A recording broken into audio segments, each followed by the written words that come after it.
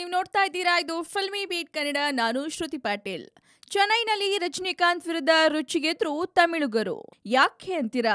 ಹೇಳ್ಬಿಡ್ತೀನಿ ಕೇಳಿ. ನಾನು ಅಪ್ಪಟ ತಮಿಳಿಗ ಎಂದು ಸೂಪರ್ ಸ್ಟಾರ್ ರಜನಿಕಾಂತ್ ಇಷ್ಟೇ ಕೂಗಿ ಹೇಳಿದ್ರು ಅದನ್ನ ತಮಿಳರು ಮನ್ಸಾರೆ ಒಪ್ಪಿಕೊಳ್ಳುವ ಹಾಗೆ ಕಾಣ್ತಾ ಇಲ್ಲ.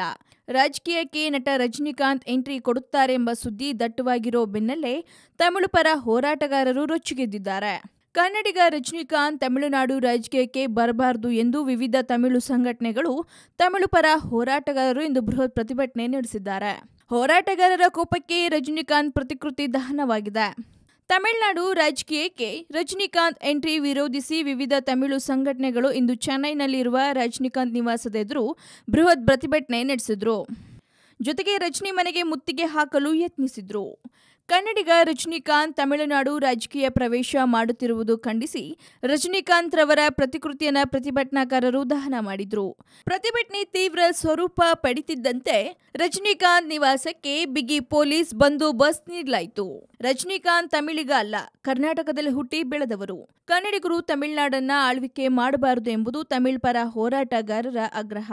ಬರೋಬ್ಬರಿ 8 ವರ್ಷಗಳ ನಂತರ ಅಭಿಮಾನಿಗಳನ್ನ ಭೇಟಿ ಮಾಡಿದ್ದ ರಜನಿ ಅಲ್ಲಿ ನಾನು ಅಪ್ಪಟ ತಮಿಳಿಗ ಎಂದು ಎದೆ ತಟ್ಟಿಕೊಂಡು ಹೆಮ್ಮೆಯಿಂದ ಹೇಳಿದ್ರು. ನಾನು ನಿಮಗೊಂದು ವಿಷಯವನ್ನ ಕ್ಲಿಯರ್ ಮಾಡಬೇಕು. ನಾನು ತಮಿಳಿಗನಲ್ಲ, ಕನ್ನಡಿಗ ಅನ್ನೋದು ಇವತ್ತು ಹೇಳ್ತೀನಿ.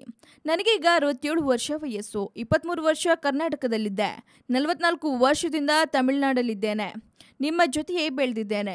ಕರ್ನಾಟಕದಲ್ಲಿ ಮರಾಠಿಗನಾಗಿಯೂ ಕನ್ನಡಿಗನಾಗಿಯೂ ನಾನು ಇಲ್ಲಿಗೆ ಬಂದಿದ್ರೂ ಸಹ ನೀವು ನನ್ನನ್ನ ಬೆಂಬಲಿಸಿದ್ರಿ. ನನ್ನನ್ನ ನೀವೇ ತಮಿಳಿಗನಾಗಿಸಿದ್ದು ಎಂದು ಒತ್ತಿ ಒತ್ತಿ ರಜನಿ ಹೇಳಿದ್ರು. ಸ್ವತಃ ರಜನಿ ಹೇಳಿಕೊಂಡಿರುವಂತೆ ಅವರ ಪೂರ್ವಿಕರೆಲ್ಲ ಹುಟ್ಟಿದ್ದು ಕೃಷ್ಣಗಿರಿಯಲ್ಲಿ. ತಮಿಳಿನ ಬಗ್ಗೆ ರಜನಿಕಾಂತ್ ಎಷ್ಟೇ ಭಾಷಾಭಿಮಾನ ಮರೆದ್ರೂ ಅದನ್ನ ಒಪ್ಪಿಕೊಳ್ಳಲು ತಮಿಳಿಗರು ರೆಡಿ ಇದ್ದ ಹಾಗೆ ಕಾಣ್ತಾ ಇಲ್ಲ. ಈ ವಿವಾದ ಎಲ್ಲಿಗೆ ಹೋಗಿ ತಲುಪುತ್ತೋ ದೇವ್ರೇ ಬಲ್ಲ. ಮತ್ತಷ್ಟು ಅಪ್ಡೇಟ್ಗಾಗಿ ನೋಡ್ತಾ ಇರಿ ಫಿಲ್ಮಿ ಬೀಟ್ ಕನ್ನಡ. ಹಾಗೆ ವಿಡಿಯೋನ ಲೈಕ್ ಮಾಡಿ, ಶೇರ್ ಮಾಡಿ, ಮಿಸ್ ಮಾಡದೆ ಫಿಲ್ಮಿ ಬೀಟ್ಗೆ ಸಬ್ಸ್ಕ್ರೈಬ್ ಮಾಡಿ.